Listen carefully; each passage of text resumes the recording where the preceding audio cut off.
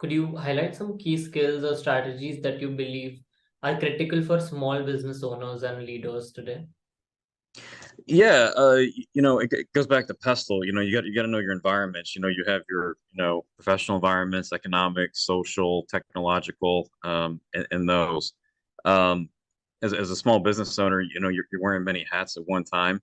You're a leader most of the time, or you're going management functions.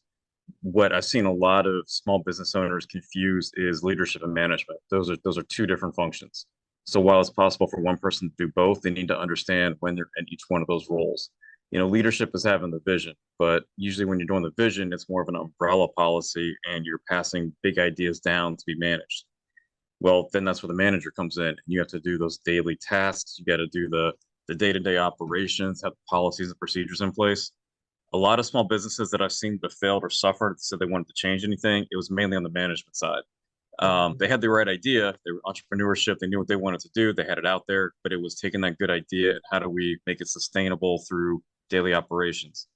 Another thing I think is important is a lot of small businesses are family run. So instead of having like a formal structure in place, they want to use the mom and dad, the husband wife, thing in business, and that's not a good model to have. Whether it's family, friends, whatever, you need to make sure that you treat everybody like an employee. You follow the policies. I think this protects the business. It helps make things more stable. And I think when I looked at it, more businesses are actually starting to adopt, human resources into their business, which is why the success rate has increased a little bit and gone down from 90 to 65% failure rate. Okay, could you elaborate on why a family-run business has a greater failure rate? As in, if they learn how to keep the professional and personal life separate, wouldn't that be a big advantage having your family run the business together?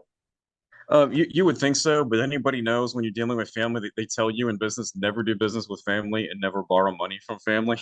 Yeah. They always seem to be that silent partner who's not so silent. And don't get me wrong, I mean I've seen it on both sides. There's some families that get along really well, but the ones that do, they have very clearly defined roles. One will be the leader, one will be the manager. Each one will take a business function and they'll break it up. That's great. Um, However, I've seen some too where they're just like, oh, well, your family, I'm just going to give you a job, come work here. Some people want to be in that business, some don't. I've seen some where the owner wants to pass it down to their children, and the children are part of the business, and the children honestly don't want the business.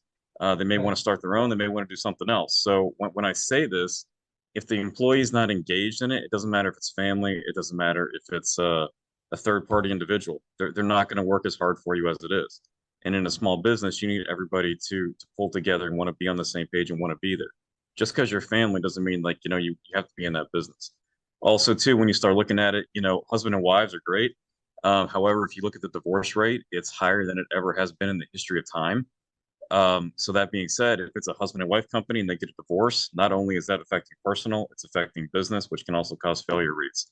So sometimes it's better to, in a way, do business with strangers that complement your differences, so you balance it out. Than always just to say, well, we're family, let's start a business. Again, if it works, it makes sense. But if you have like two brothers and they don't get along, it would not make sense for them to be business partners and to start the business.